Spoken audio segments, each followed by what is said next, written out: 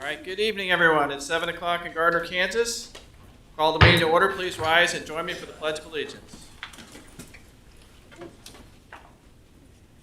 Allegiance to the flag of the United States of America and to the republic for which it stands, one nation, under God, indivisible, with liberty and justice for all. All right, welcome, everyone. Okay, we have no presentations, no public hearings, so we were going to open this up to public comments. Members of the public are welcome to use this time to make comments about city matters or items on the agenda that are not part of a public hearing. If you wish to come forward, please limit your comments to 5 minutes or less. There is a time clock to your left. With that being said, come forward and state your name and address for the record, and the podium is now open. Welcome. Good evening. Now, this is my fourth visit, so I'm pretty sure you know who I am. But to just reiterate it, my name is John Allen. I live in Plum Ridge in Gardner. My address is 830 South Sycamore Street. The reason I'm here is because of the health issue we have with mosquitoes.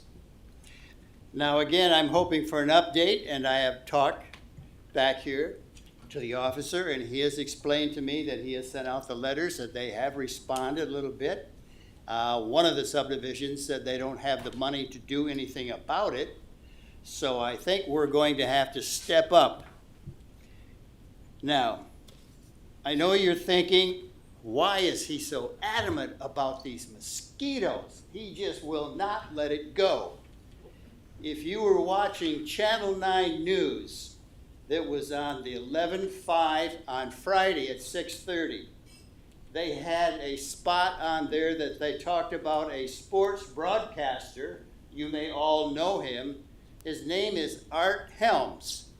He is the broadcaster for Missouri South and also was a broadcaster for the Chiefs. He has had 45 years in the business. The reason that he was on is because he was in his yard mowing his lawn and he was bit by a mosquito. Art is now permanently in a wheelchair because of that mosquito bite. They had to revamp his broadcast booth so that he could come in with a bed wheelchair so he could do the announcing. He has just recently announced that he is going to be forced to retire because it is just too difficult for him to get around in the wheelchair. So you say, well, how does somebody like him get bit and he ends up in a wheelchair? I've been bit, my kids have been bit, and we're not in a wheelchair. Well, I'm telling you, you're pressing your luck. That's all you're really doing, because it depends on how healthy you are. While I was out raking leaves, I was bit by a mosquito. Do you see that rise on my left ear? I immediately went to the doctor.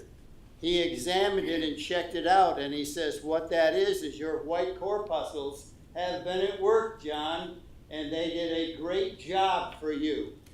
Your blood shows no problem with your health system right now. You are fine. The only thing you might want to do is go to a doctor or a surgeon and have that drained. So I'm telling you, I'm not here just for the fun of it anymore. This is serious to me. So if I don't have this done, probably get it done, who knows whether it'll go to cancer or not. If you're out working in your yard, I want you to take a sprayer and I want you just to spray it with 70% alcohol. This will kill all mosquitoes instantly. They cannot tolerate it. It's better than malathion. This will kill them on the spot. You spray them and you'll watch them. They'll be dead within a split second. So I'm out there and I still wear my white jacket.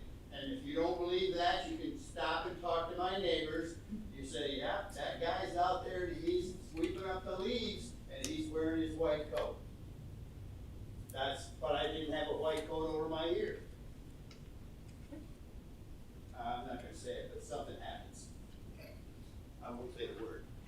So anyhow, I want something done as quickly as possible. We're now into the month of November, which means we're going to get a really solid freeze. When we get that freeze, this problem will go away for the most part. But the minute it gets up to 65 to 80 degrees, which is their prime breeding temperature, we're back in that same ballpark again. That gives us plenty of time to work out something to get this problem solved. I'm ahead of schedule. Thank you, John. Thanks, John.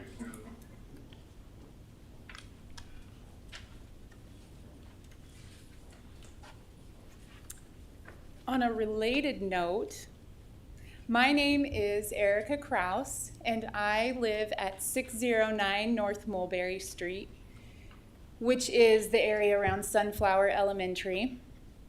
And I have 2 points I'd like to address. The first is about vegetation management, which is related to the mosquitoes, certainly. And then secondly, just generally traffic control.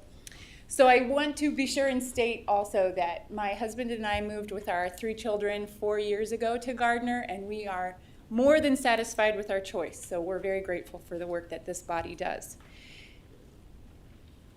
Where we are in Gardner, Sunflower Elementary will soon no longer be an elementary. In combination with the fact that there are a lot of ash trees that are zombies. Really, they're no longer ash trees, they're zombies. They're the living dead. And there are a number of, when I compare neighborhoods, when I'm out on runs, anecdotally, our neighborhood is missing a canopy. There's not very much there. So that means the neighborhood is a lot hotter. The development also anecdotally is older compared to a lot of the other areas within Gardner. I think with the great location, I love being able to bike with my children to the swimming pool and to the library. It's a wonderful location. But within the context of changes that are happening, I think it would be a really good idea to consider as a city, so more than hyper-locally where I am, but as a city, having a plan for tree management, natural resource management. I know the city of Overland Park is developing an urban tree management plan.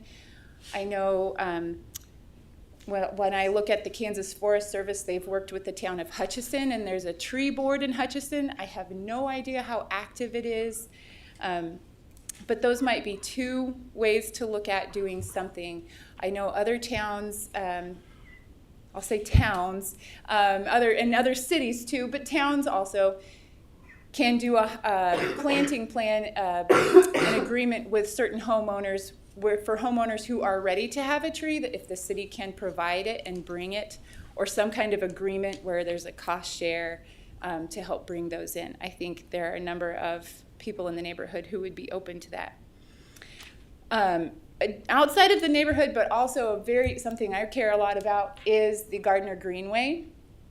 I love that place. I grew up rural, so it's really nice that I can look out my back door and feel like I don't have immediate neighbors.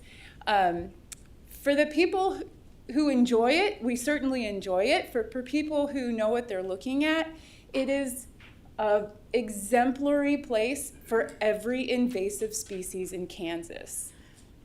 And the honeysuckle bush, Amur honeysuckle, which is, if you walk there now, is every green leaf that you see down there, is prime habitat for deer. And where there are deer ticks, and that is another pest to consider as people are going through there. I would also give some more context in that throughout the state of Kansas, 3% of the land is open to the public. And a lot of that land, even though it's owned by Kansas Department of Wildlife and Parks, is pretty far removed from urban population. So all of this to say, for a lot of us in Gardner, the place like Gardner Greenway is very much nature for people. It is the most accessible nature. So I think it's really important to care for it in that way. And I know there's a lot of work to keep the path clear. I think we can do more to care for the vegetation too. Finally, with all the rearranging of the schools, if the city, I know there have been 2 very unfortunate deaths along Madison related to the schools. One while I've lived here and one long before I lived here. But I think it would be really wonderful to give a lot of attention to making sure if we can add speed bumps with a certain distance of elementary schools, if we can add more to slow the traffic down. Because I know my children will be going different directions to schools, and they ride bikes and walk, and I know a lot of children do. So I would like to emphasize that also. And that's all I have. Thank you very much.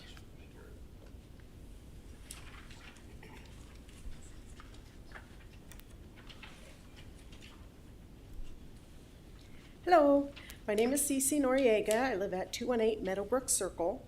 I'm here this evening to discuss the construction of the USD 231 Service Center site on Warren and Poplar. I attended the last Planning Commission meeting that was discussing the construction of the Service Center, and as a homeowner that backs up to the site, I was concerned of the noise that was going to create as I work from home.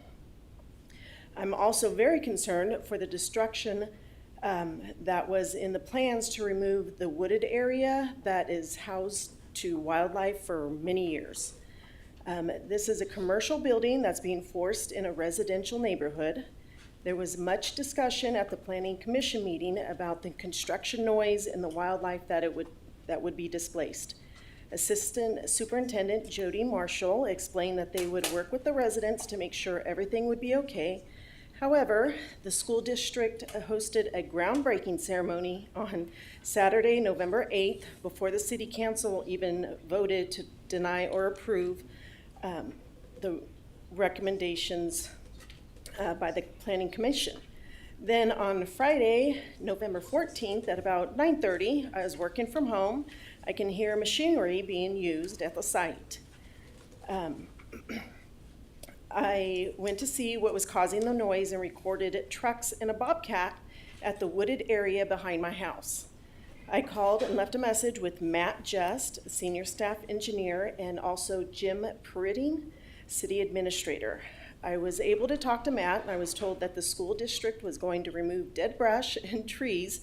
However, it is fall. Everything looks dead.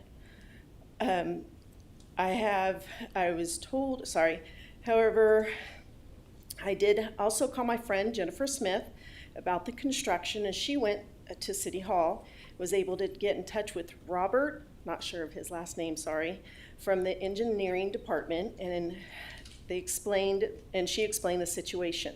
Robert stated that the school district had a disturbance permit, but when showing him the picture and video, Robert said that he was going to need to pay the site a visit. Shortly after that time, the machinery did stop for the remainder of the day. My concern is that being told one thing and then witnessing another by the school district and by the actions of the city employees that we told of this matter, it seems that the school district is doing what they want without approval from the city. I feel the concerns of the residents in the area are being ignored and that the district just does not care about the wildlife corridor and the destruction and displacement of the animals. I do please consider to have in writing that the school district will work with a wildlife conservationist so that they keep the area as close to a natural habitat as possible and not just a landscaper making the decisions. Thank you.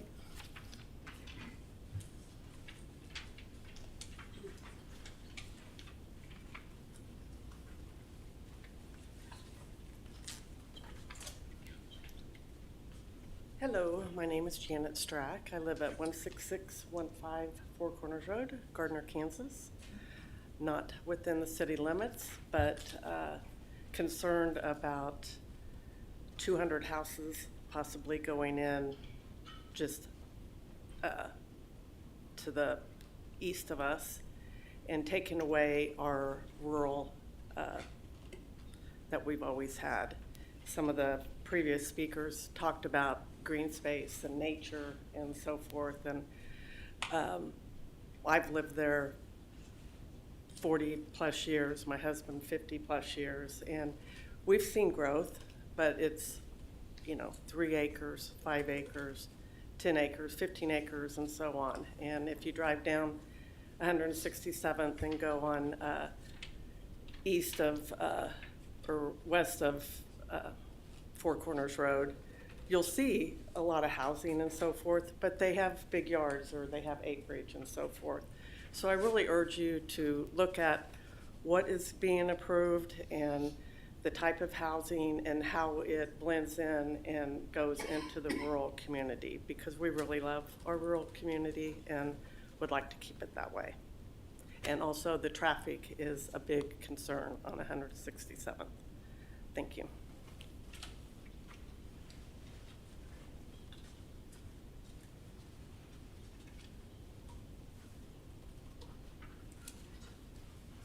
Good evening. My name is Rebecca Barton. I sent you all a letter earlier today. I don't know if you received it or not. I'd like to speak about the Four Corners Village proposal that you guys are looking at tonight to change to rural. I just think from rural to single-family housing, I just think it's too early to do that. And I lined it out in my letter to y'all that we already have traffic issues on 167th Street. It's just getting better or worse if we continue, because we're gonna you guys have already approved developments on 175th Street, and then we have the Edgerton roadway expansion. 167th Street is a very small road, and it's 2-lane. This county has plans to make it a 4-lane road. They've said that for years, but their plans are not on any agenda to do it. And so adding more houses or adding more traffic on that road is gonna make that road even more dangerous than it is. And as you guys know, there's gonna be 2 schools out there. Right now, there's already 1. And, we got kids out there. Now, they're not running on 167th Street, but they do jog on it. They do ride bikes on it. And then we also have the disregard for the money that's going to be spent from the city of Gardner for it. They said they're going to put slab houses. They said they can build whatever, and they're going to have slab houses. There's not going to be any basement or any kind of tornado thing. We know at Conestoga you have a tornado shelter for people, and that's mandated by state law, I know. But like I said in my letter, the city of Lenexa passed in 2023 that all single-family dwellings has to have a tornado shelter of some kind or storm shelter in it. City of Gardner needs to seriously look at incorporating a law like that or a regulation like that, because if you don't, people are going to they're going to value out that. They can't afford to build a house. They're going to try. We've all done it when we built a house or whatever. You're like, what can we get rid of so we can build better? They may not add that in. Who's going to pick up the slack when a tornado or a horrible storm comes through? We live in Kansas. It's going to be you guys, the city of Gardner, because people are going to be like, the city needs to help them. Your police officers are going to respond to basically carnage because these people will not have a safe shelter for them. You're going to be having to deal with that, where your officers are going to probably have to go through counseling and everything. I worked in law enforcement. I know what it's like when some officers have dealt with trauma. That's going to be trauma if we have a massive storm come through and kill people, and they're taking babies out of houses that we could have, as a city, changed by just simply having a safe place for people to go. And you're also going to have, your fire department's going to have more of a burden on them, too, to rescue people in this rubble. Yeah, there's going to be rubble, but there's going to be less if they have a safe place. And then I'd like to also talk about, like these guys earlier were talking about the mosquito issue and other issues that HOAs aren't taking care of. This community is going to have parks in it. We all know, sadly, that Cornerstone had people damaging the slides and everything else, was it 2 years ago? And you guys were having to pay to put new slides in. And Veterans Park seems to have ongoing issues on it there.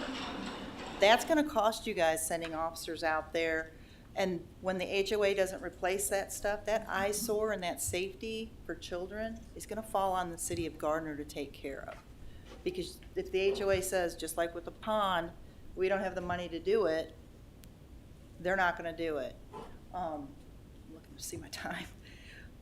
I know that right now it's just zoning.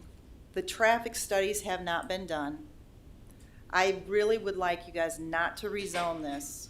I think it's putting the cart before the horse to try to rezone this, knowing that we don't know what the traffic's going to happen on that street. That street, part of it's owned by the county, so even if Gardner wanted to change it, you can't. You have to have the county change it. You're going to have problems with that. You've got a ton of animals living out there. If you guys rezone it, they're probably going to start doing stuff and get rid of wildlife, and maybe they won't even get this the planting approved, and you're already damaging the wildlife and the nature that is existing out there. I'm not saying that you can't put houses there eventually, because I do know that's your strategic plan. I think there's too many houses they're trying to put in there. But I just think this is going too fast without the infrastructure that Gardner prides itself on trying to make sure is there. It's just not ready for that yet. So until we know about the roads, it's probably not a good idea until we know what houses they're putting in as well to make sure people are safe. So, thank you. Thank you.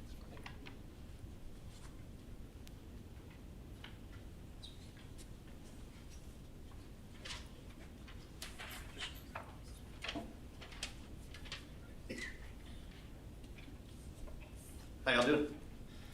Good, good. My name is Andy Ackright. I actually live in Mission, Kansas, but we're going to be moving to Gardner this summer. My wife teaches at Nike, has for the past 10 years, and my son goes to Nike and all that. Talking about soccer here in a second, but two little things to get out of the way. One, we practice 3rd and 4th grade goals are at Veterans Park and Gardner Elementary. But we have all these holes all over Gardner Elementary soccer field, so I have to put little cones down. But I just want to know who I could work with to get those filled in. So somebody could, whatever, help me out. We can fill those in, and the kids won't be falling down during practice. That'd be the school district, I believe? Yes. Yeah, so it'd be the school district. Right on. Okay. Yeah, somewhere pretty deep. The next one has been plaguing me for a decade. Across from the RV dealership, there's a sign that says city limit, but it's not the city limit. And so Nike Elementary is outside of Gardner City. According to the sign, can we just pick it up and move it to 199?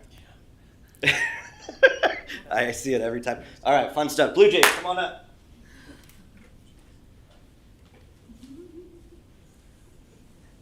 All right, cool. All right, I got 3 of my Blue Jays here with me today. Came after last season to thank y'all for soccer and all that Parks and Rec does, and I think it's important to do it again. Parks and Rec does a great job with soccer, and Kara Hargrove does a fantastic job setting it all up. The field officials, the referees, everybody who takes the maintenance crew, the fields are great. And this year was, I think, a great success. I just want to encourage you and let you know that those dollars are well spent. It gives the kids a lot of opportunities that they wouldn't get other places, especially when you look at the dollars of playing on select teams and everything, and the value you get for Parks and Rec is really great. It gives kids the opportunities to be with kids from other schools, to be on their own, to figure things out. And that's really the value of it, I think. Do you want to shout out the field supervisors and referees? We had a medical emergency, just real quick, medical emergency before our very first game. An AED was needed, ambulance was needed.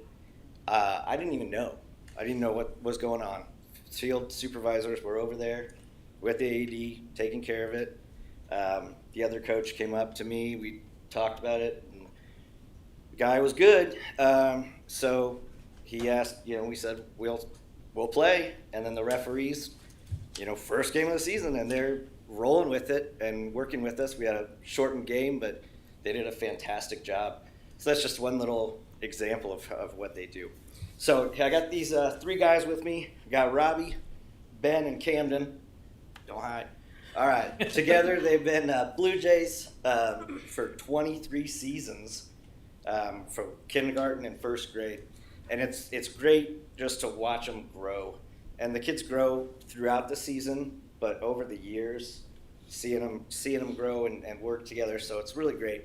Robbie here, his biggest growth has been looking at things, what's important, what's not important. Focusing on, I'm going to look at the important things and let the not so important things go. He's gotten really better at that, and his adaptability of working with other kids. And when in soccer, they get to be on their own. So they get to learn, the parents aren't there. Even the coach is off to the side. There's no teacher. They get to figure it out on their own, and that's really important for life. Ben here is being a vocal leader, and he's really been stepping up on that. But he's been learning that rising tide lifts all boats. So when he's pulling people along, he's setting the example, then it gets so much more effective, and that leadership is really showing through. And here, Camden, he has been a guy who has been learning he's important, and he's needed. He's part of the whole organization, the whole group, and without him, it just doesn't work as well.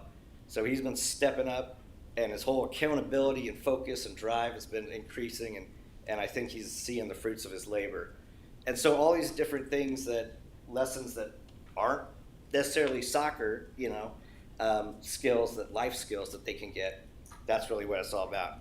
So I know I'm over time, but we have values with our team, but we have 3 main ones. First, guys, can we say thank you? 1, 2, 3. Thank you. Ooh, come on. 1, 2, 3. Thank you. There we go. And we have our 3 main values. We play Hard. We play Fair. We have Fun. Because we are the 1, 2, 3. Blue Jays. That's right. Thank you.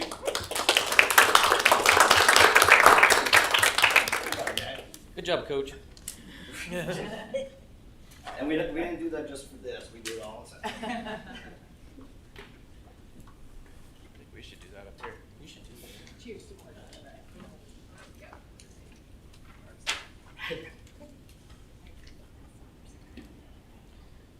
Okay.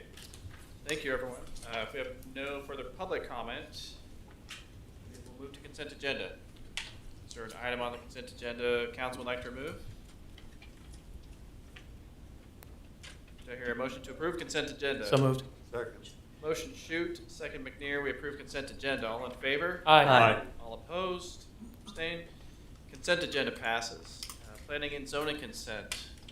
Would council like to remove that item? No. Is there a motion to approve planning and zoning consent? So moved. Second. Motion Deaton, second Shoot, we approve planning and zoning consent.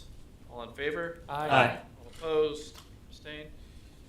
Planning and zoning passes. Move to committee recommendation number 1. Consider adopting an ordinance approving a rezoning from RP4 planned mixed density neighborhood district to RP4 planned mixed density neighborhood district for a 33-lot single-family attached residential development consisting of 17.6 acres located at the southwest intersection of Gardner Road and 187th Street.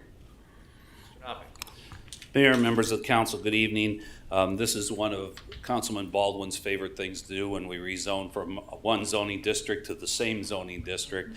As quick explanation, that is happening because this was originally approved with a preliminary development plan that has expired. So the preliminary development plan has been resurrected and brought back forward to you. Originally, this development was proposed in 2021. It was approved previously in April of 2021, but as I explained, the actual preliminary development plan expired. If you remember that time period in that context, there were changes in supply chains, there were changes to financing and interest rates, and that development got slowed down and stopped for a period of time. It has now come back to us with the same developer at this point in time. So it is a development plan that includes 33 lots, totaling, let me see if I can pull it up here, there we go, totaling 17.59 acres, and this is proposed to be duplex development, so compact development there. It's 66 dwelling units in total. Essentially, as you can see on your screens here, it's an extension of the duplexes that are on the east end of 186th Street already. They did request, or the applicant has requested, 4 deviations. Those deviations are associated with, again, the character of that existing duplex neighborhood. So it's a continuation of it, and therefore staff has supported those 4 deviations for that purpose. As part of the development also, there's proposed open space with a walking trail, Frisbee golf stations, and a hammock station. This item was in front of the Planning Commission on October 27th of 2025. No one from the public spoke at the public hearing. The Planning Commission is recommending approval of the request for rezoning as well as the plat that's associated with this. Staff is also in support of that rezoning and the plat request. So this item will require 2 motions, one on the rezoning and the ordinance associated with that rezoning, the other one for the acceptance of dedication of right-of-way and easements. With that, staff is prepared to answer questions. Is there any public comment on this particular item? Any recommendation number 1?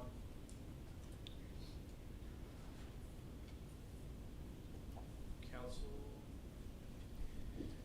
So I do have a couple of questions real quick. First of all is, this is a renewal. However, there was also a portion to the north, and I believe that that's coming separate, correct? I mean, they were done in tandem the first time. Correct. So this one is not including the northern It portion. does not include the single-family portion to the north, and that's what was scheduled in the original development plan. Yeah. The single-family on the north end, and then the duplexes here on the south end. Correct. Will that be coming before the council at some point in the future, or are they? I would ask the applicant that question.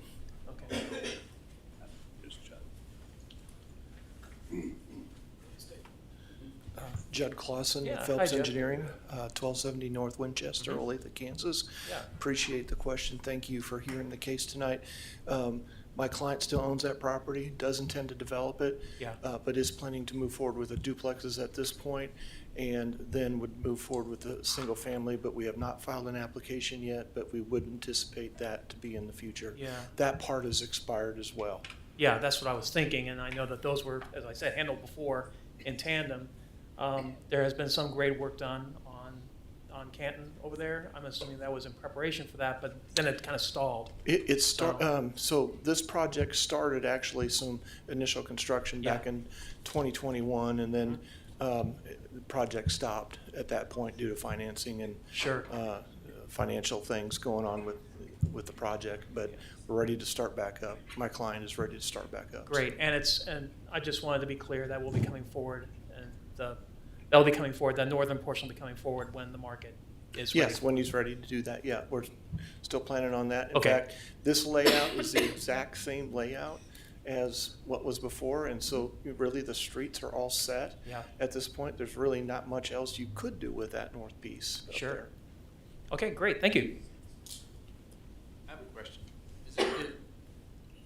Is there still construction materials on the north part of that property? I think there's still materials on that north portion. there's still materials that we would intend to use those materials up and have that cleaned up as part of this construction moving forward with Part this of piece this here. other part of Yes. construction? Yes. Okay, because I know there was some concern from homeowners in the area about the kids playing on it and it's getting overgrown and some other issues there. So this will, we have the assurance that they will use that. Yeah, on behalf of my client, he assures the council that that will be cleaned up. A lot of those materials will be, used as part of the construction on this, and what was there for the north piece will be moved off-site until he's ready to move forward with that. Okay. Thanks, Jeff, appreciate it. Mhm. Any other questions? Good to see you moving forward. Thank you. Thanks. All right, so is there a motion then for the first part of this? So moved. Second. Motion Shute, second McNair. We accept the recommendation of the Planning Commission and approve ordinance number 2856, an ordinance changing the zoning classification of districts of certain lands located in the city of Gardner, Kansas, under the authority granted by Title 17 of the Municipal Code of the city of Gardner, Kansas. Did you say correct? This will be an ordinance. Okay, Councilmember McNair. Yes. Councilmember Baldwin. Yes. Councilmember Deaton. Yes. Councilmember Ween. Yes. Councilmember Shute. Yes. Mayor Winters. Yes. And then the second part, is there a motion for that? So moved. Second. Motion Shute, second McNair. We accept the dedication of right-of-way and easements on the final plat for the Meadows of Aspen Creek 2 plat 25-304-09. All in favor? Aye. All opposed? Abstained? Passes as well. Committee recommendation number 2, consider adopting an ordinance approving a rezoning from RUR Rural Agricultural District to R1 Single Family Residential District, Four Corners Village, 75.85 acres located on the north side of 167th Street between Four Corners Road and Coe Creek Road. Mr. Knoppick. Thank you. Once again, you've heard a little bit about this with the public comments previously. I'll just give a brief overview and we'll move forward with questions. Again, this is a proposed development on West 167th Street. It is currently zoned RUR, and for those of you who are not familiar, it was annexed as a county piece. It had the RUR zoning at that point. When it's annexed, it retains its county zoning until a development proposal comes forward to propose a different zoning, and if that is approved, the zoning would be changed to a city zoning district at that point. So there's the reason for going from county RUR to city R1 single family. At this point in time, the proposed development that was reflected in a preliminary plat is for 212 single family lots and 8 tracts on the 75, just over 75 acres that is there.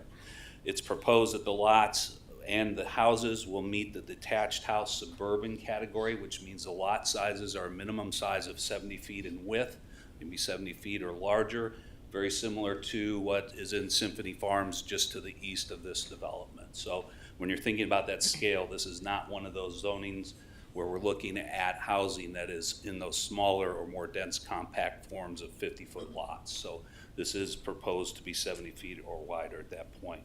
The applicant is not requesting any deviations at this point or submitting any kind of development plan, so the intent appears to be to meet all of those zoning regulations at this point. It is proposed that the development will occur in 2 phases. At the Planning Commission on October 27th, 4 people spoke about the item. They expressed concerns similar to what you heard tonight in the sense of the lot sizes, preservation of rural character, and maintaining existing tree lines in the area. The Planning Commission has recommended approval of the rezoning, and the staff has been recommending approval of the rezoning at this time. So with that, we'll stand ready for questions. Thank you, Dave. If there's any, we've heard some comments, or if there's any additional or comments on this item, you're welcome to speak.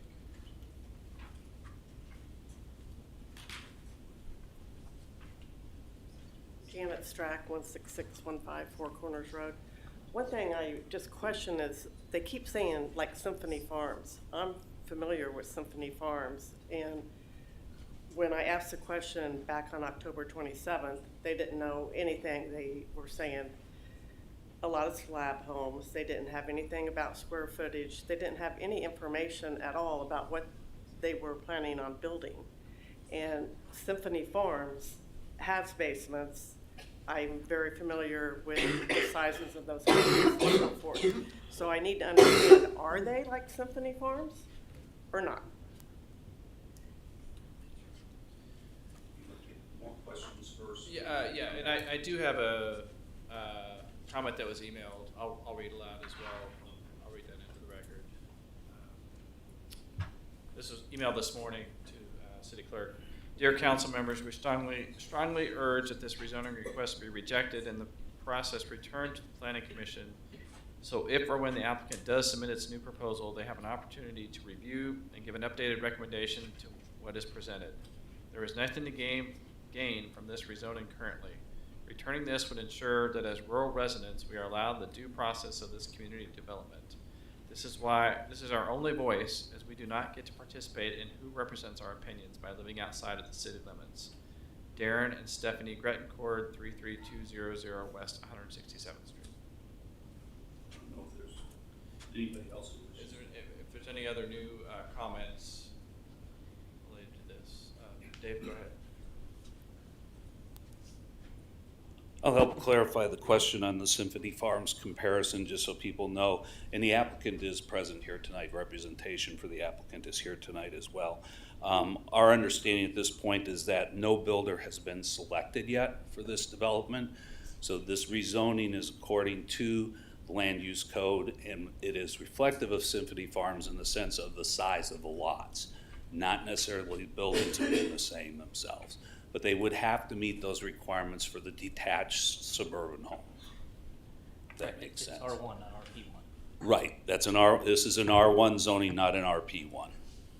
So we do not have development plans that would give us elevations and things like that. So this is just to get it, the zoning updated to city equivalent of the county zoning, is that correct? Correct, at this point it is. Now, as part of the plat process, there was a traffic study that was submitted as part of that. There will need to be at least safety improvements that would be made as part of that phasing of platting. What we're seeing is a trend, and this is a difficult trend right now. It started out as a commercial trend. It's now happening residentially. We are seeing more applicants come in that are doing the horizontal development. So when we say horizontal, they're putting in the infrastructure, they're setting the property up for future development. But then the vertical is being sold to a developer that builds the houses or builds the vertical structures. That. There was I believe a comment made about the entrance in being right next to a drive, or maybe moving that down. I think. Let me see what we got here. I think I've got, and this is a little bit difficult to read from the standpoint, but at the south end of it is 167th Street. So you've got a north-south collector road that goes throughout the whole development. Then you have, and I don't know if I can point it out.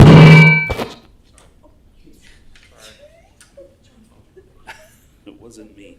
I do not have a mouse here, so I can't. So if you notice about, 2/3 of the way up, there is an east-west road that would be proposed to connect to a road to the east that would come out on Kill Creek. That's the road that'll be on the south side of the elementary school that's proposed on that development. So that roadway would be a second entry and exit. So you've got one on 167th Street. You would have one going to the east off to the roadway that would connect over to Kill Creek. And then there's a third road, and I think this is the one that's mentioned. I'm not positive, but it's the one that if you look at the west side, or what would be your left-hand side of this, about halfway up, it's offset from that east-west road. There's a road that's proposed to kind of go to that. Dave, I had a question on the road that goes east-west through the development just north of the retention pond. Mm-hmm. It behaving more like a collector road for that development. What's going to happen when we start getting in entrances to driveways on that? What's going to start happening? What's going to happen when cars start parking on both sides of that road? So that road should be built to collector standards in the sense of the width and everything that's there. The primary job that's going on here is that road is not scheduled to go all the way through to Four Corners Road. If you notice how we're offsetting those collectors. It ends in a T on the west side of the property. Well, it actually goes to the north, and if you look at the far north boundary, it's proposed that right-of-way is there. I'm talking about the east-west road, Dave. Yes, that would be the east-west road at the top of the drawing that's there, above the second detention or retention pond. There is right-of-way being reserved for that road to continue to the west. So that road will be built, that street will be built so that if there's parked cars on both sides, we can get 2 lanes of traffic through. As a collector, the current standard, and Kellen, you may want to expand on the current standard by our specifications, we try to minimize the driveways, number one. So we want to minimize number of driveways directly onto that road. And then also we would have a width that may not allow for parking on the collector. And you may want to talk more about that, Kellen, as far as our standard. Well, I see 17 lots on this road. Well, driveway? west, my understanding is west of the north-south collector, west of that, it will not be considered a collector at that point in time. Okay, well, that's what I'm talking about, Dave. Yeah. When people get to parking, when they have a Chiefs game or something, yesterday in our home on Colleen, to get to our home, we had 4 blocks of cars on both sides of the road on Colleen. And when one car goes in on one side of a 4-block area, you get to the middle and somebody's got to back up 2 or 3 blocks. Right. And I don't want to see that happening anymore in the future. But I'd like to see this set up to where, because it's good that we're getting this early in the plan. I want to see the ability on any of these, off Right. that traffic circle there. I want to see those main entrance roads and collect in that west of that roundabout. I would like to see roads put together that will allow parked cars. If there's driveways on those kind of streets, if there's parked cars on both Right. sides, I want to see where it's going to be able to pass. Right, and that's 2 where the cars width, both right. directions, all the way through. And that should be our standard that's applied there. That's what Do we should start be working on applying. code to make that happen? We already have that within our specifications as far as the width of the pavement and things And like that. The second detention pond, the one that's right along Hill Creek on the east side, Yes. that's draining a huge part of that area. Where's that water going to discharge to? It'll discharge, and I'll let the applicant, if they want to speak, the engineer to this. My understanding is it'll discharge to the same point that it currently discharges, but I will let the engineer come and speak up to that one. Okay, thank you, sir. And I just want to remind you, this is the preliminary plat. You're not deciding that tonight or anything like that. I understand, that's why I That's- wanted to take that back to him. When it comes to a final plat, I'd like to see that incorporated. Thank you, sir.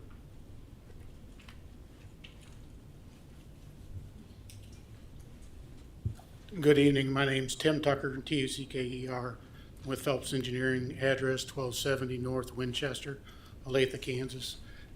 He basically answered the question for you, that the natural drainage, everything drains to a low point right there where that pond is. And then that's the start of the drainage that heads out to the east there. Okay, So so it'll surface drain to that same location. is there drainage pipes off that retention pond? No, it'll be at the surface because it's flat right there. Okay. Is there any possibility of that running across Hill Creek? No, There's another housing development on the side. That's what's considered. no, there's a natural drainage area through All right. there. Good. And- Okay. Any other questions? Council? I'll add one quick clarification also. Maggie came up here just to remind me that there is going to be movement. I think the comment about the drive conflict, there is going to be movement of that roadway further to the east, I believe, a little bit, and try to get those separation distances to work out. So that would come at final plating time with that.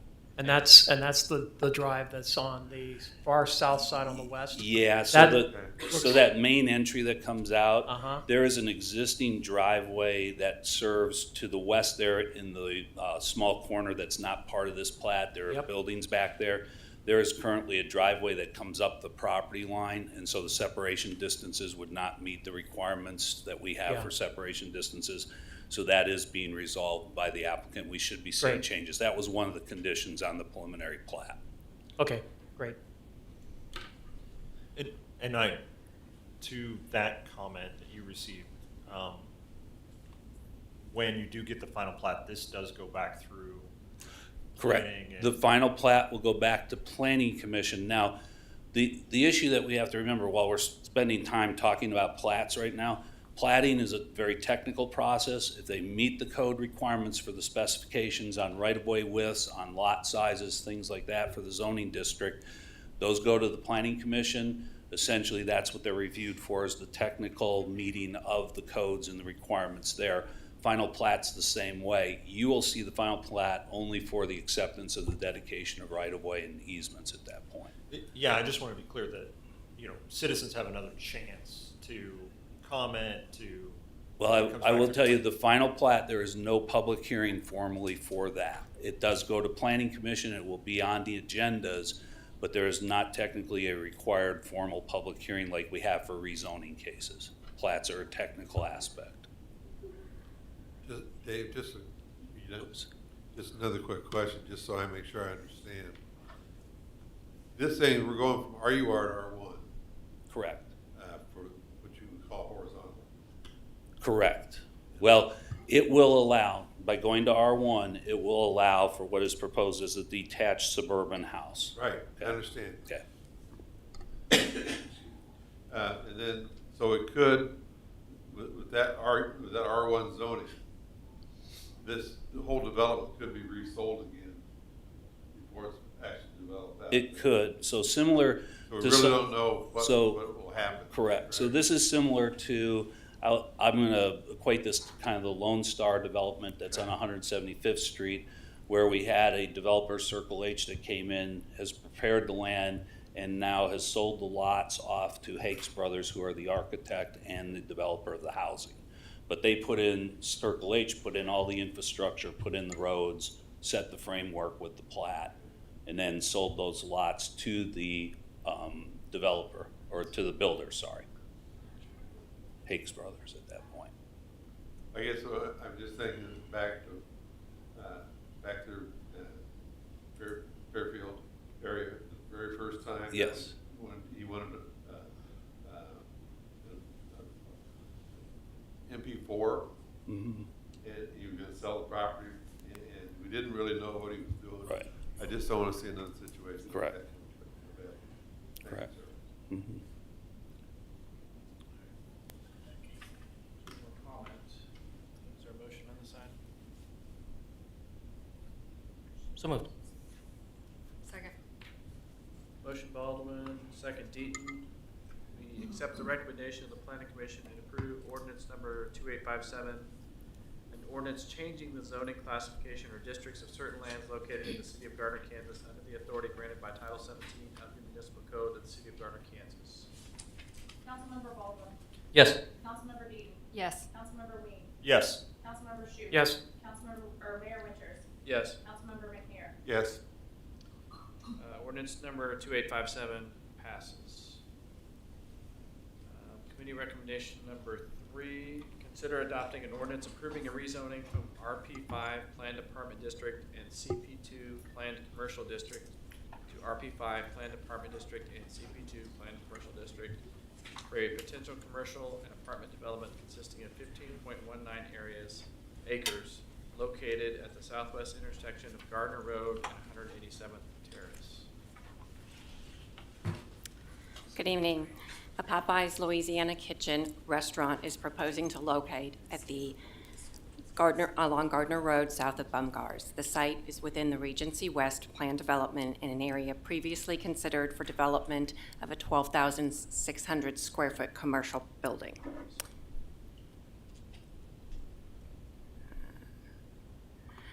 The area shaded in yellow is the Regency West plan development. The area highlighted in red is where the Popeyes is proposing to locate. A daycare facility has developed on the northwest of the Popeyes, and the remainder of the site is still vacant, still proposed to be developed for multifamily at some point in the future. The proposed building is approximately 2,700 square feet in size with a dual drive-through ordering stations. No vehicular access will be from South Gardner Road. All of the access will be from along 187th Terrace, which is a private drive. There is one full turning movement, which allows right in, right out, left out on the far west side of the property. And on the east side of the property, they're only showing a right out. I would note that approval of the preliminary development plan did include a condition that this right out be either redesigned to not allow vehicles to somehow make a left turn in, which causes problems. We've got that in some other areas, or else the right out would need to be removed. The application is requesting one deviation, and that relates to the maximum number of parking spaces to allow more spaces than our code would requires. And the reason given for that related to their staffing and peak shift change, as well as providing opportunities for the pickup and the eat-in customers. So with that, I would give you a recap of the Planning Commission meeting on October 27th. No one spoke at that public hearing for the rezoning piece of this project. Both the Planning Commission and staff are recommending approval of the ordinance changing the zoning. Actually, it's sort of reiterating the zoning with the change from the commercial building to a smaller structure for, sorry, sort of interested in what was going on behind me, with the smaller structure for the drive-in restaurant. And the second piece of the motion would be, or the second motion would be to accept the right-of-way and easements as shown on the final plat. With that, I'd be happy to answer any questions you have. Thank you. If there's any public comment on this item.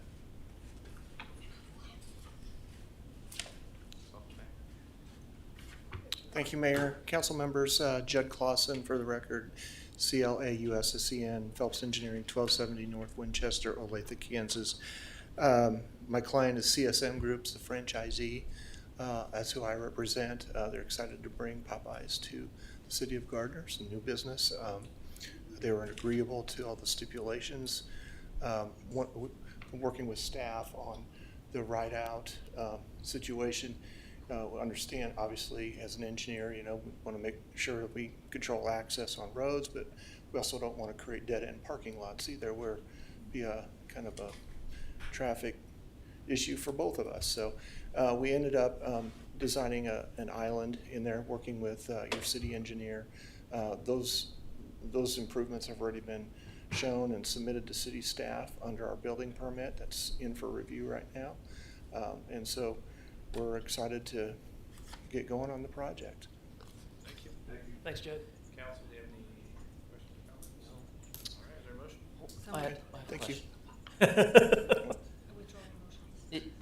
Dave, is there any concern with the right out being immediately before you hit Gardner Road? Because as this grows, you've already got traffic coming out of Baumgart's potentially to the south a little bit there. But as this grows and you get, hopefully, that commercial or all those apartments, you're going to have a whole lot more traffic going east-west. And now if you stack up a few in the exit and there's only one car, maybe two, before you can get out, we're going to have a lot of traffic on Gardner Road. Do we have any concerns with that being that close to Gardner Road versus farther west? I think a lot of those concerns are what have led to kind of this solution of using the island, number one, to kind of keep traffic flowing, so that the major part of this, we would like to see most people use that western in and out side of this thing. The right out is really a convenience. Judd mentioned as a convenience to the dead end parking lot, but it's also a convenience for those that are in that drive-through lane. Sure. And so it makes it easier for them to make that circle and go out without having to go through the parking lot. So there's traffic conflicts involved with a lot of this. We think at this point, with the median and with the right design of that road, the curvature of the right, we should be okay, because people should be flowing or yielding the way we want them to. Obviously, with traffic loads, it's just like any other of those situations on turns. We're depending on the drivers to watch what they're doing and to do the right thing. We also know that with this being a private road, we're not as concerned about the congestion. If this was on public roads, if that's what we're trying to avoid with Gardner Road. So the idea is at Gardner Road right now, it will be scheduled for, I believe it has a stop sign there currently before any movement can go out of there. I can't remember, Kellen, you may want to add to this. I don't want to speak too far out of turn. I do believe that there has been discussion also on Gardner Road that at some point there may be a requirement for further either signalization or a median or something at this intersection because of the cross traffic and things that could happen. That's also going to affect how the flow is for the major ports of this traffic. Is that? Yeah. Okay. But, so it sounds like we're So comfortable at at this time. point, we're comfortable with it. I can't tell you there won't be traffic conflicts that come up, but I think we've been working hard to resolve that. There were a lot of concerns that were expressed during this process. Originally, what was proposed was actually, I believe it was 100% ingress and egress at that location, and that's where we backed it off. Yeah. Yeah. Okay, all right, thank you.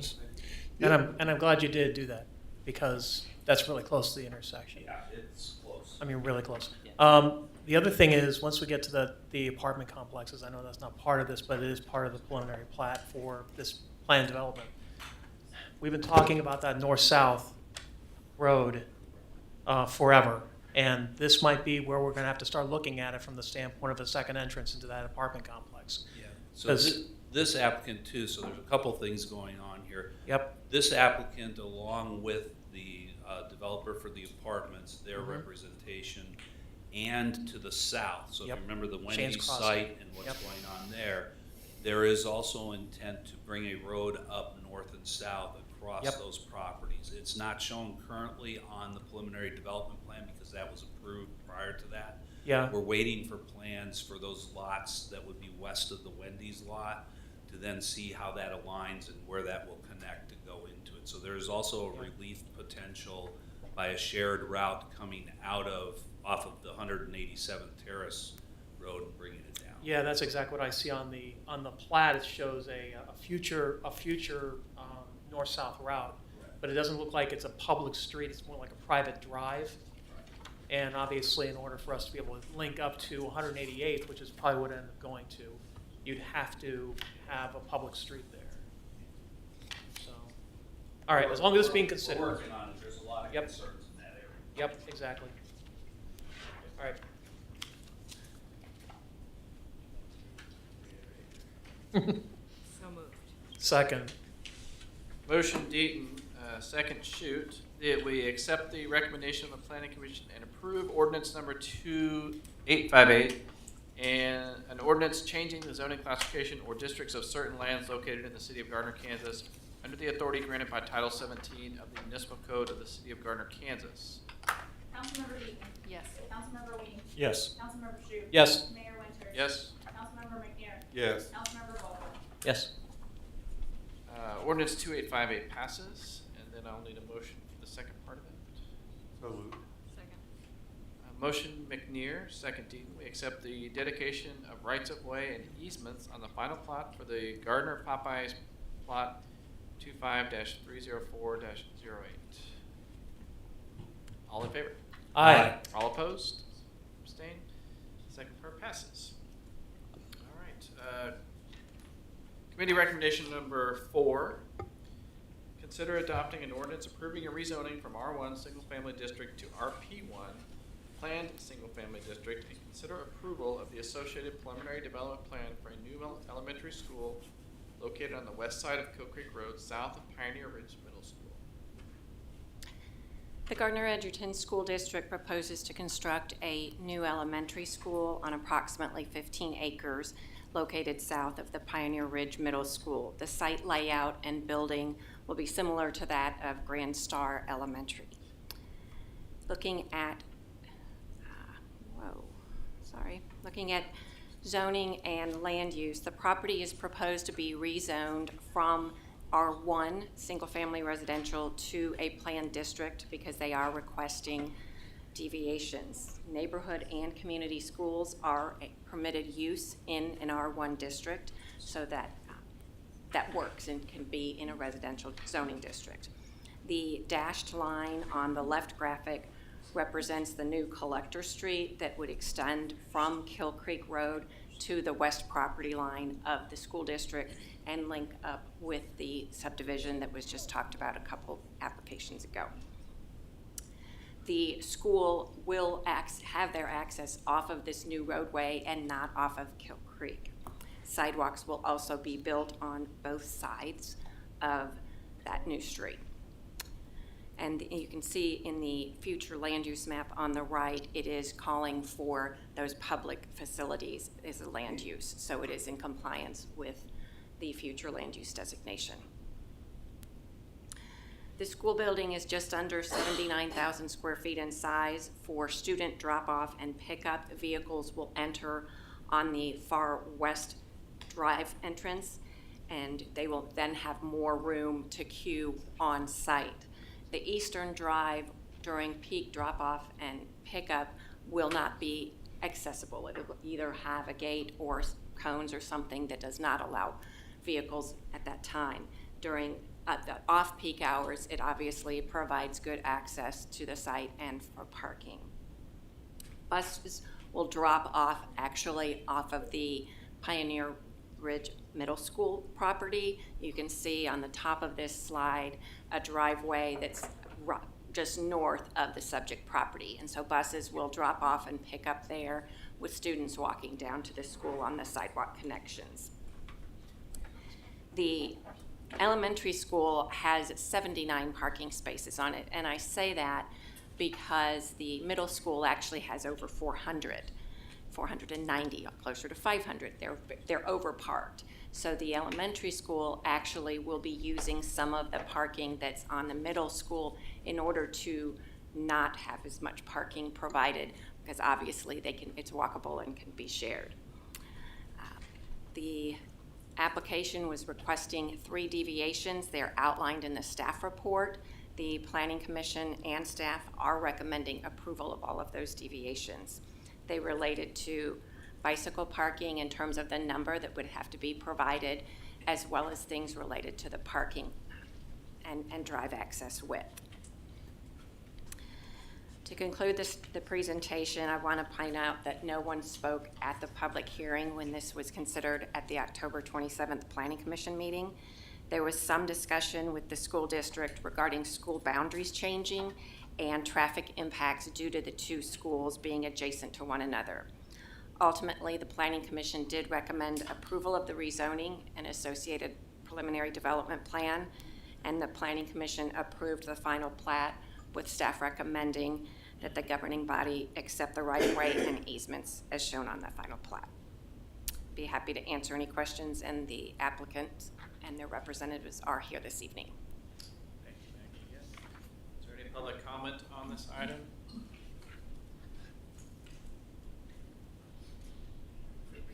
Hi, Erica Kraus from 609 North Mulberry.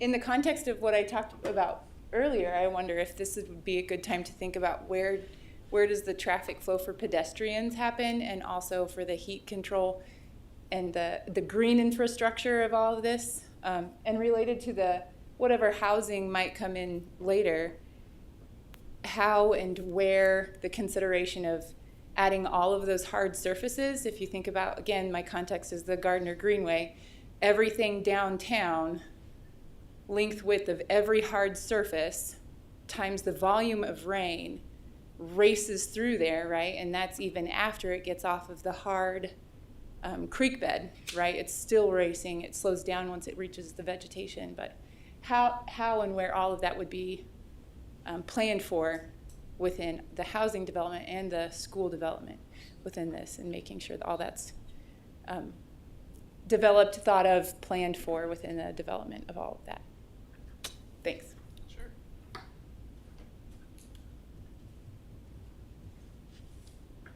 Dave, did you want to comment on that? Yeah, I was just going to say, you may want the applicant's engineer to speak to that detention storm flow.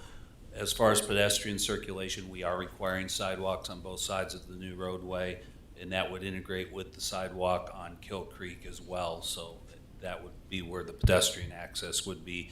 There's pedestrian access from the middle school grounds as well as from the south off of the roadway. Pull that parking lot back. Yeah, can you back up, please? bring up those elevations to that? Thank you. Thanks. My name is David Ratley. I'm with MKEC Engineering, civil engineering firms working with the school district and DLR group for this particular project. I guess I'll address the concerns with drainage. There's been a lot of work done with the city in conjunction for how to handle with the floodplain and to evaluate the site and what's being done for the runoff. We've done a significant job of actually reducing the peak runoff or reducing the runoff rates from the site by modifying what we're doing for vegetation. We're doing a lot of native plantings around the site on the south and southeast corner of the site before that water leaves the property and into that tributary. We're significantly reduce the amount of runoff that's coming from the site by doing that, and then reduce the travel time it takes to get there. So we've done a quite extensive model analysis for how that the site impacts that tributary, and we met all the city departments for that. And then I think David did a good job of explaining what we're doing for pedestrian connectivity and how we're protecting the walkers and anybody be coming to and from the site. So thank you. Well, and it looks like, you know, everything between the road and the parking lot area, you've got 9 to 15 feet, give or take, of ditch that's sharply graded. Correct. So it's going to run in there, collect it quickly, and then dissipate slowly. Correct. So, I mean, looks like you're addressing it. That's correct. There'll be native vegetation within those channels, if you will. Yep. Yeah, I was gonna mention the same thing, and then there's a small culvert that goes to the east out of that, basically it's a retention pond, but it's not really a retention pond, it's a retention ditch. Yeah. But yeah, so from the standpoint of getting off the property and into the tributary, it's gonna be slow. Yes, that is correct. It's not gonna cut a channel, so, yeah. And for what that's worth, there is protection in areas where there be a high propensity to scouring. So all the outlets that would be considered to be a point load for those energies, there is energy dissipation that would be provided for that to eliminate any scour issues. I had a couple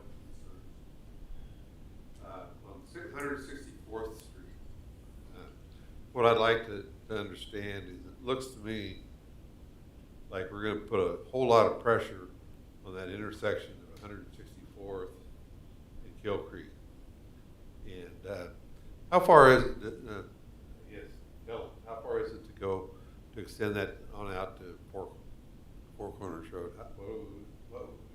What would we be looking at in distance on that? Yes, go to that. It's over a mile, I believe. Yeah, that's And we don't, it's private property, we don't have. So we access. can't, there's no way to do that, okay? And the traffic study will dictate turn lanes and all that stuff to make sure that that's a functional intersection. Well, I guess one of the things that we've got a lot of development out at Four Corners and 175th and along the south side of 175th going out past the airport. And those families are going to have to come back around and come up Kill Creek. You know, I'm trying to figure out if there's any way that we can reduce the pressure on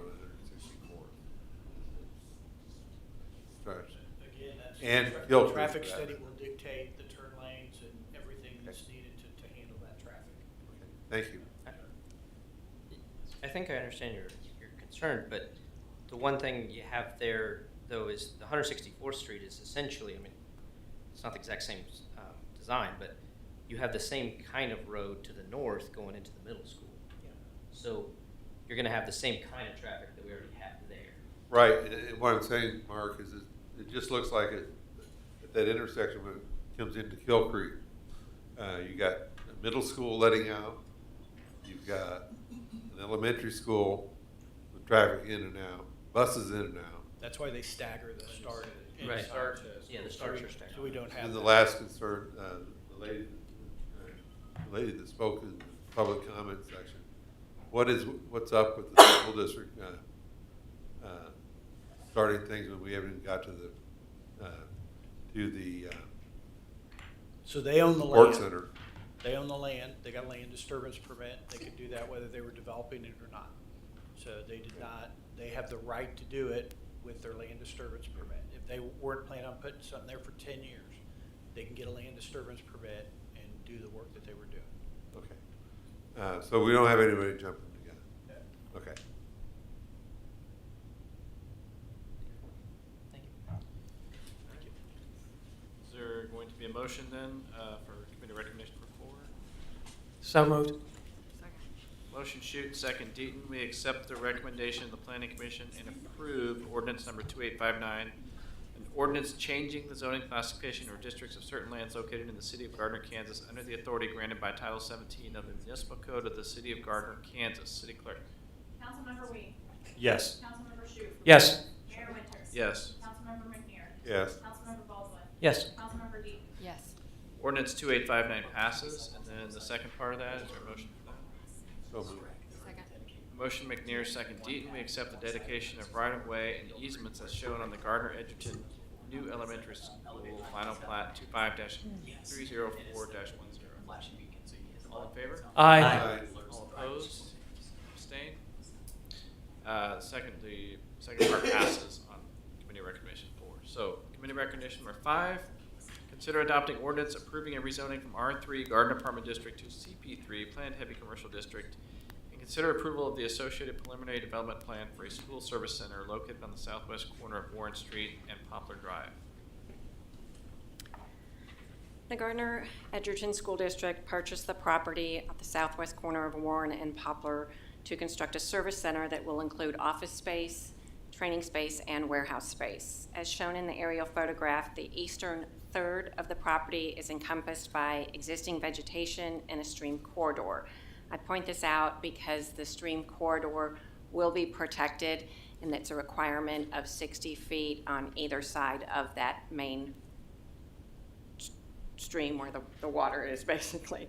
The vegetation will continue to serve as a buffer between the existing homes and the proposed use.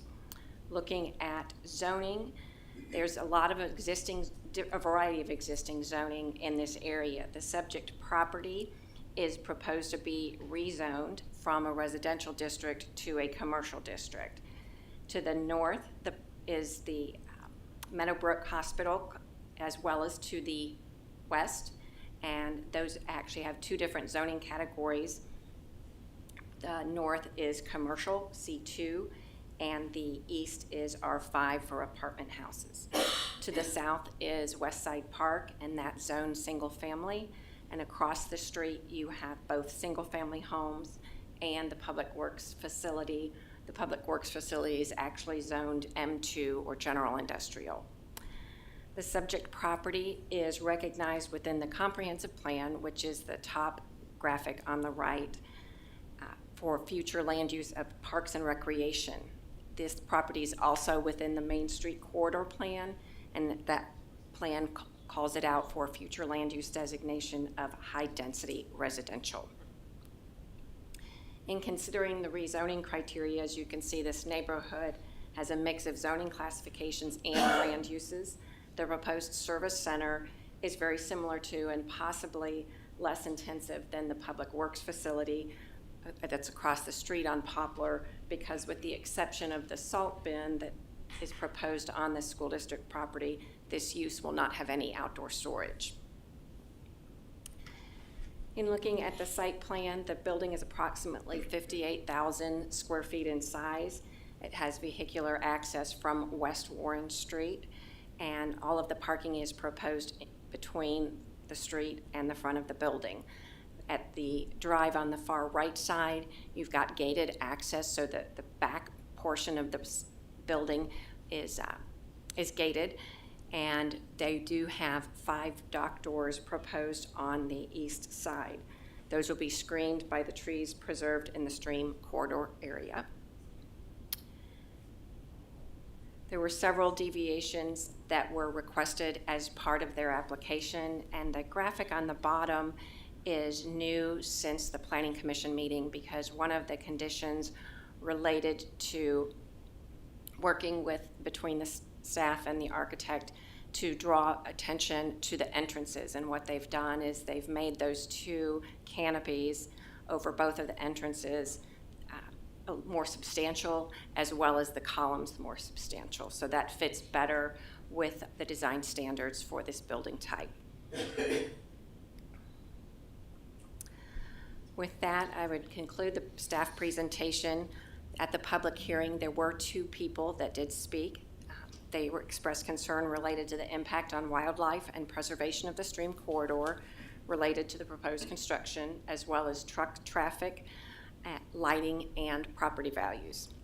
After discussion among the Planning Commission about the zoning, lighting, and traffic, the Planning Commission did recommend approval of the final plat and, of the rezoning and preliminary development plan with the 4 deviations as well as the final plat, and staff's recommending that you accept the dedication of right-of-way and easements as shown on that final plat.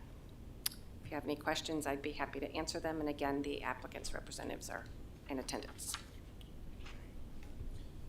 Well, if there's any additional comments for this item?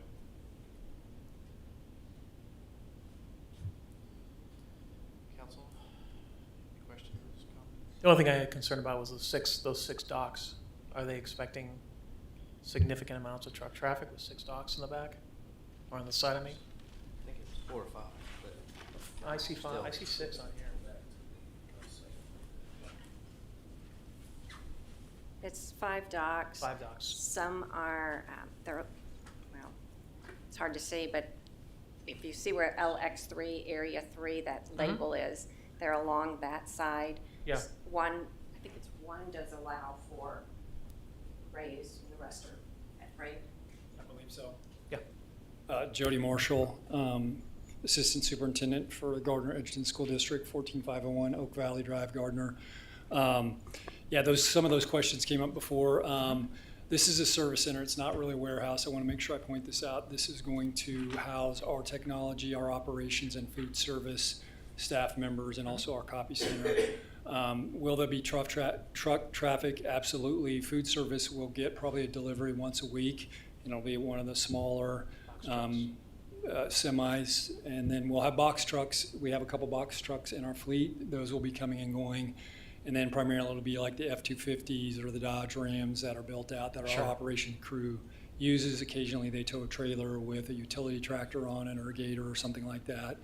But generally speaking, this is not going to be a great deal of truck volume backing up to those docks. Again, our technology department might get a load of servers or Chromebooks or something like that, and so that would be delivered on a larger truck. But that's going to be maybe once or twice a month, not daily kind of traffic. But you see primarily box trucks and flatbeds much more than your standard semis. Box trucks and just our standard fleet. Yep. That's exactly what I was thinking. Kind of like what the city is generally using day to day. Sure.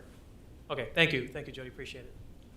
It does look like, if they keep trees along that corridor there, that does provide some buffer to anything that would be coming in and out of there. That's the way I see it. I think there's some community members that would really like us to do even much less than what the city codes and standards are.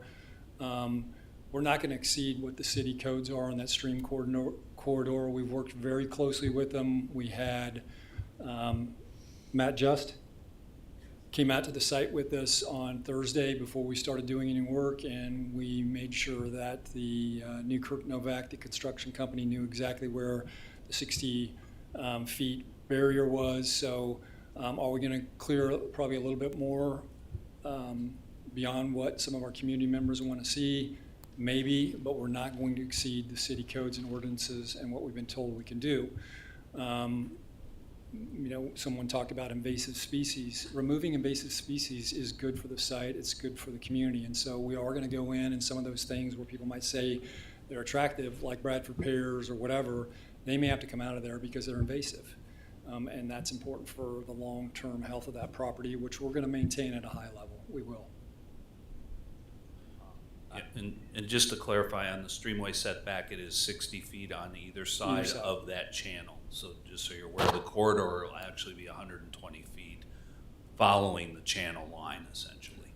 And we've asked for no deviations, and if we would, obviously we'd go through that process, and we'd go above and beyond.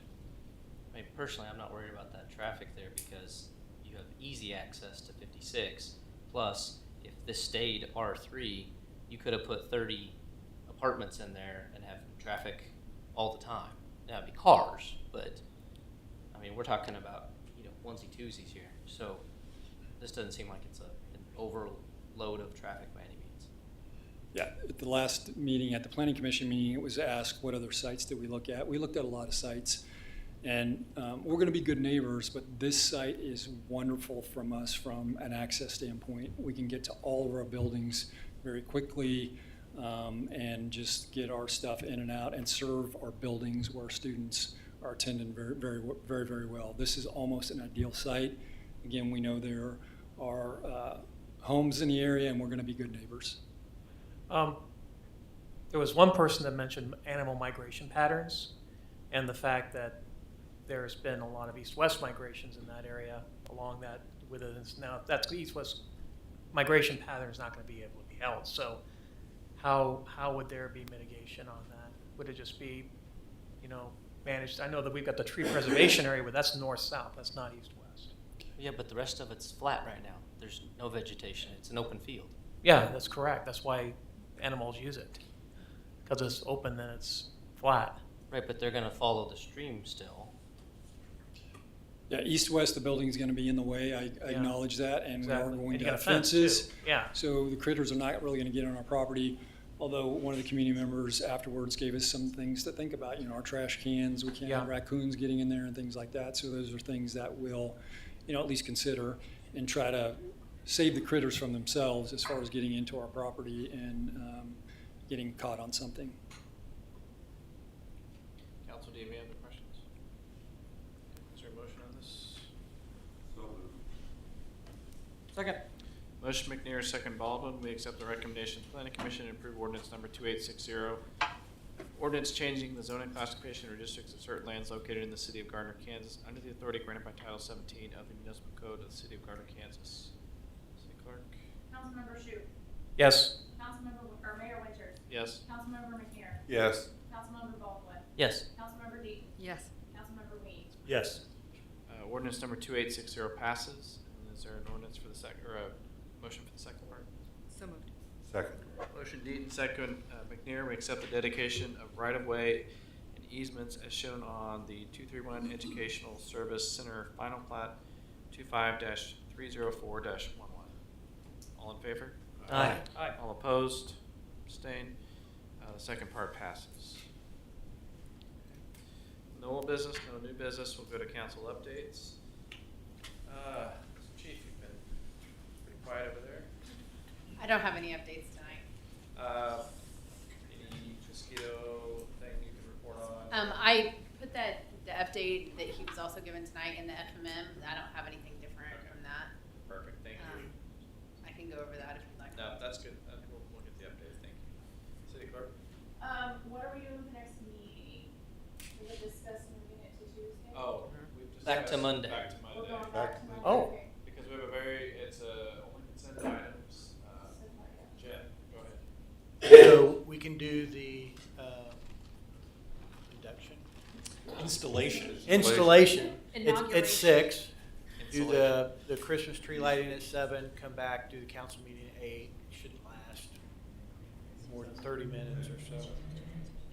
We'll get it all done at once. And then we can, Staff won't have to go back twice. Sounds good. okay. Do you have anything else? That's it. Nothing. City Attorney? Nothing from me. What can we get? Mr. David? Oh, sorry. Nothing. Nothing, okay, Jason? Nothing for me. Dave? You haven't heard enough from me tonight. I just wanted to remind people our planning commission meeting for this month is actually tomorrow night instead of next Monday. That's because of the holiday next week, so we usually push that up. You will have items on that agenda that will be coming to you in December. So in your second meeting in December, there will be planning items. Remain busy. Good. Kellen? Nothing tonight. Jim? I'll do mine in the executive session. Nothing tonight. We are doing? Yeah, I need 10 minutes. Okay. Councilman McNair? Couple things.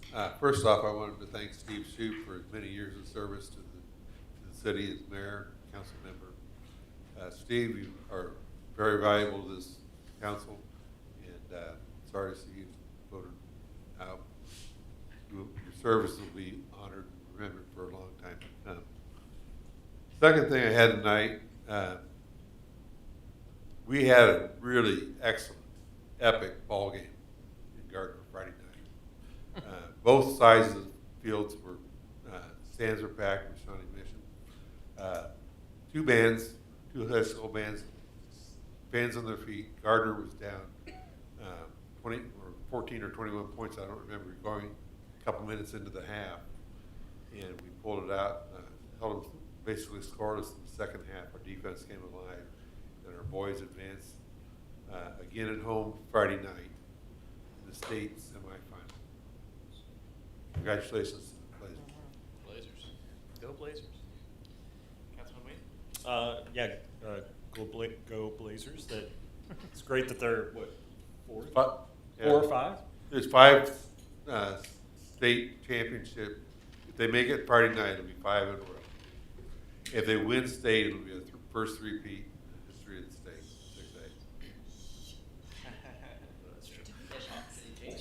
6A. Doesn't change for the Chiefs. I'll ask my wife about Lawrence High.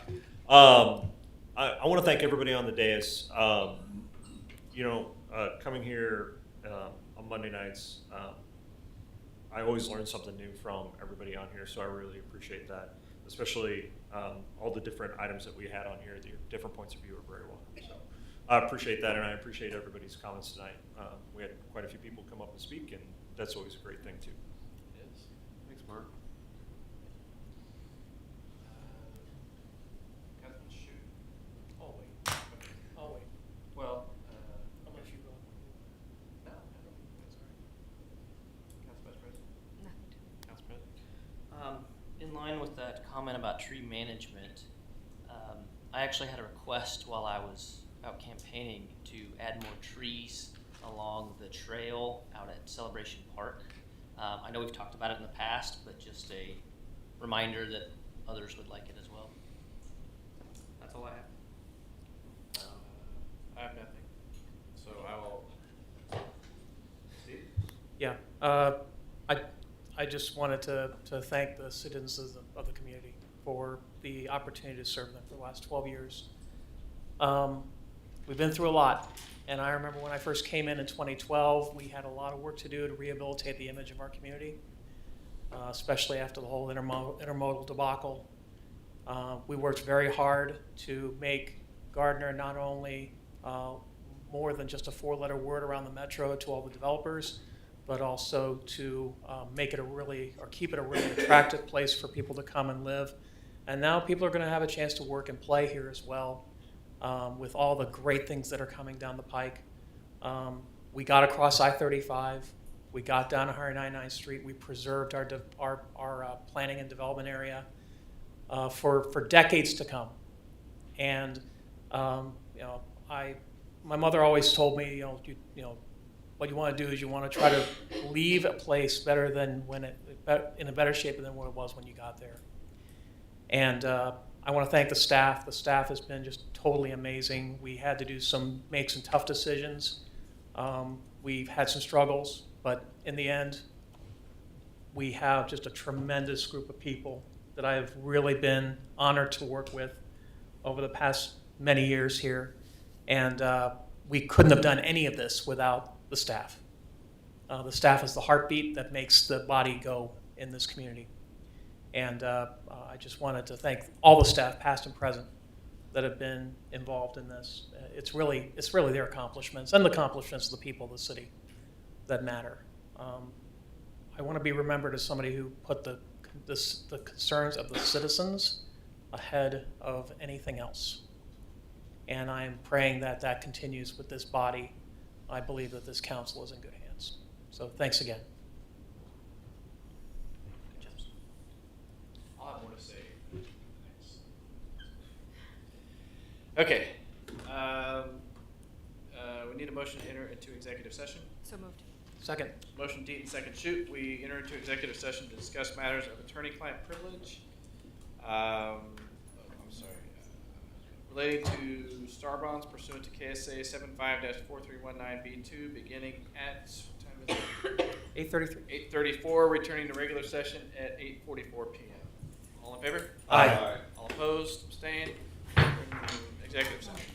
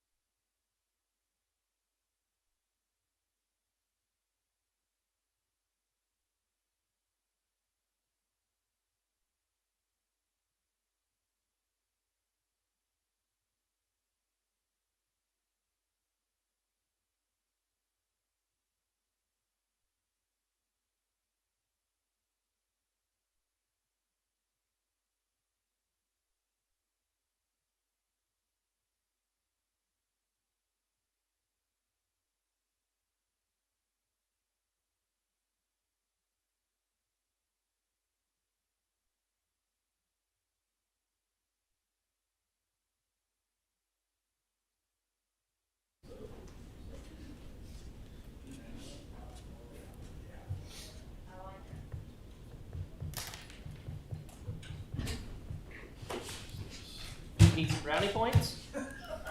I mean, she has to be here, but. Yeah, you didn't. I'll walk around. Are you Yep, security. Well, we have Nice. security. Nice. Did you get Is the? it 8:44? Yeah. Did you get the trash? Yep. Do I have a motion to return to regular session? So moved. Motion Shoot, second McNear, return to regular session, all in favor? Aye. All opposed, abstained, back in regular session. Do I have a motion to adjourn? So moved. Second. Motion Deaton, second, was it? Was it you? Shoot! Yeah. We adjourn. My last vote is my last All in motion. favor? All in favor? Aye. Aye.